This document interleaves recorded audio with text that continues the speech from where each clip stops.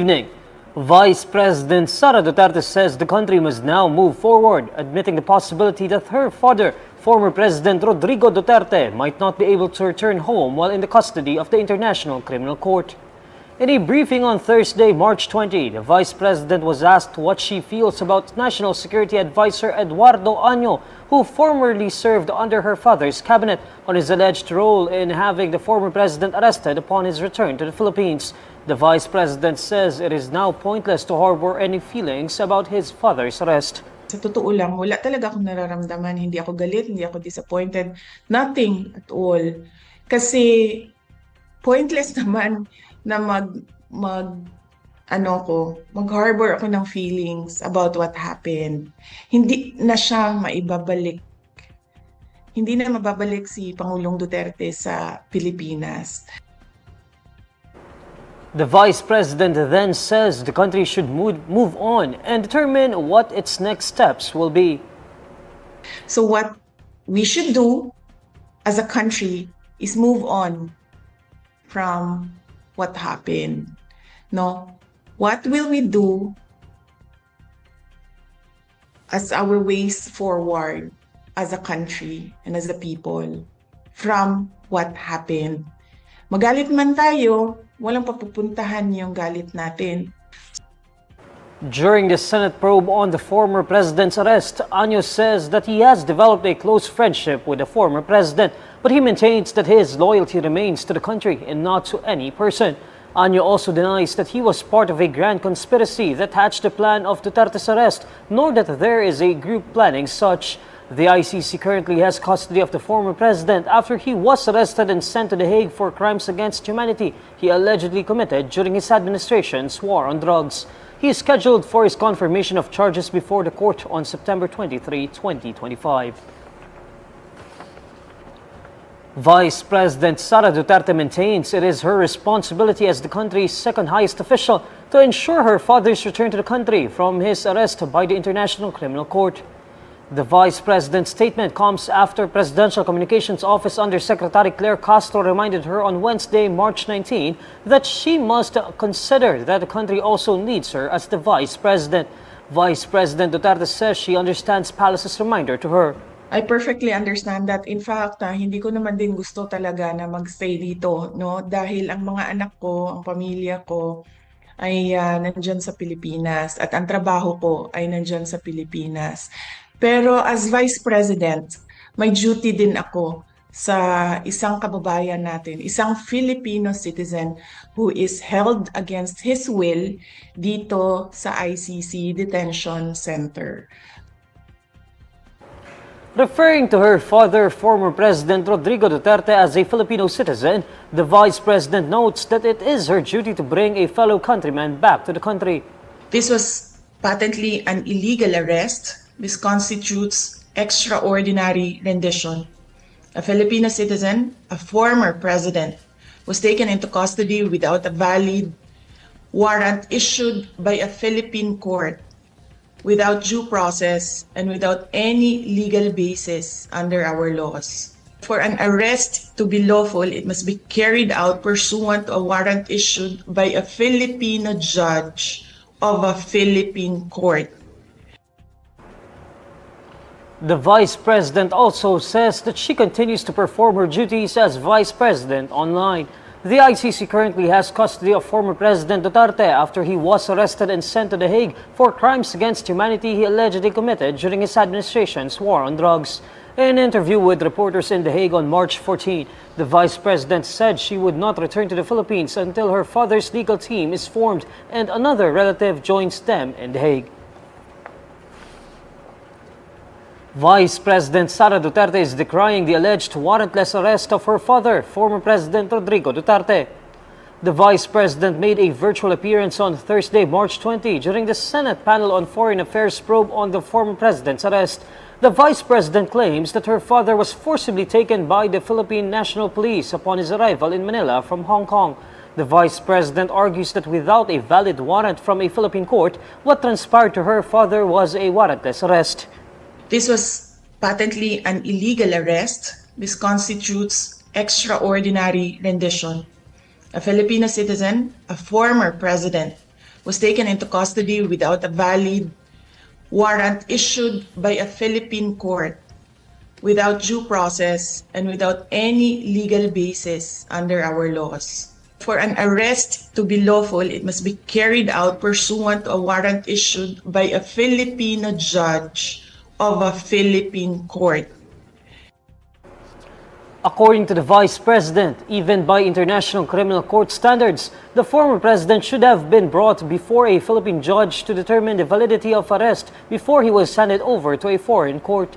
Former President Duterte was served an arrest warrant from the ICC upon arriving at the Ninoy Aquino International Airport from Hong Kong on March 11. The arrest warrant was issued on the grounds of alleged crimes against humanity he committed for the anti-drug campaign he orchestrated when he was still in power. The palace says the arrest of former President Rodrigo Duterte was in accordance with the law.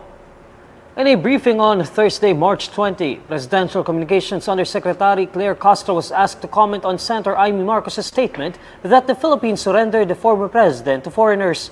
Duterte was arrested on March 11 by virtue of an arrest warrant from the International Criminal Court. The Senate panel on Foreign Affairs conducted its probe on Thursday into the former president's arrest. Citing Republic Act 9851, Castro points out that the arrest of the former president was legal. Okay, sabi niya, bakit natin isinuko ang Pilipino ba o dating Pangulo? Ang dating sa isang dayuhan. Ito naman po ay nasa batas. RA 9851. Hindi po natin nilalabag ang anumang batas. Kung mayroon pong dapat na managot, katulad ng sinabi natin, hindi po ba dapat lamang na panagutin? Ang ginamit po na batas, ang RA 9851, nandun po na sinasabi na maaari nating isuko. O ulitin po natin to Doon sa Section 17, sinasabi po na to extradite or to surrender to the International Court. Castro also says the country can surrender anyone to the International Court.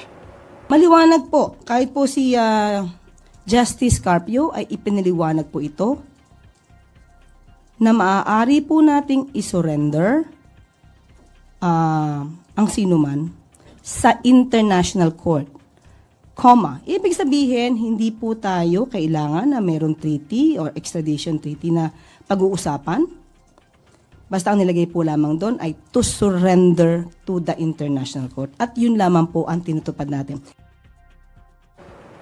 The former president is currently under the custody of ICC. He's scheduled to face his charges before the court over his alleged crimes against humanity during his administration's war on drugs.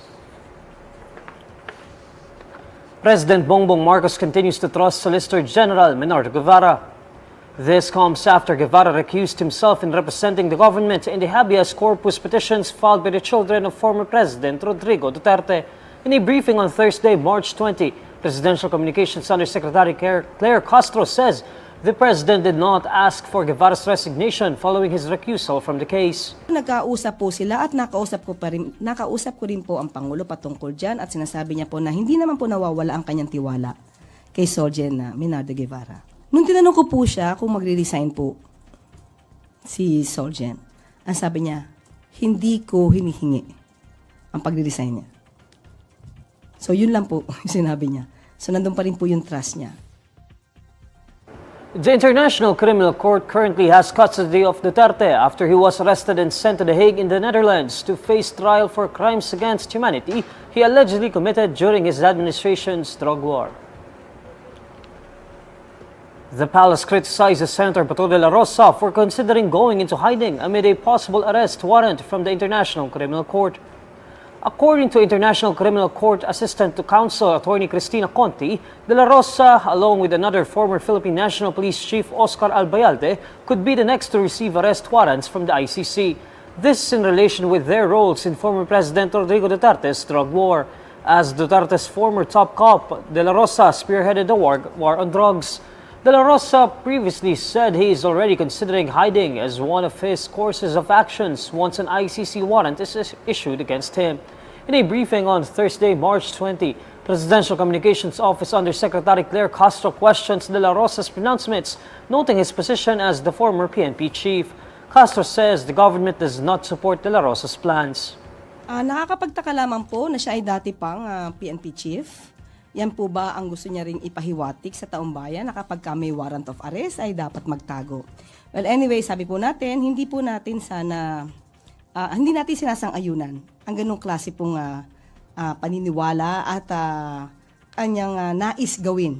Hindi po ito makakabuti sa mga kababayan natin na mismong leader natin ay hindi haharapin ang anumang kaso o complaint na naisampa o maisasampa laban sa kanya. Castro also slams Dela Rosa for allegedly abandoning the former president who had already been arrested and transferred to the ICC headquarters in The Hague, Netherlands. At hindi po ba sabi natin, parang siya nga yata ang medyo umiwan sa kay dating Pangulong Duterte considering na hindi siya pumunta sa Hong Kong kasama sa nila. Hindi po ba dapat ang kaibigan ay walang iwanan? Castro further says that the PNP will assist in locating and arresting their former chief once a warrant of arrest has been served. The Vatican says Pope Francis has suspended the use of an oxygen mask, adding that the 88-year-old's clinical condition was improving after more than 1 month in hospital. In an update on early Thursday morning, Manila time, the Vatican says the Pope's clinical condition is confirmed to be improving. It adds that the Holy Father has suspended non-invasive mechanical ventilation and also has less need of high-flow oxygen therapy. The Vatican also says that the Pope's motor and respiratory physiotherapy is continuing to make progress. The Pope's doctors caution that although the Pope's lung infections are under control, it is not entirely eliminated. Furthermore, the Vatican says that Pope Francis' discharge from hospital was not imminent. The Argentine Pope has been in Rome's Gemelli Hospital since February 14, suffering from pneumonia in both lungs.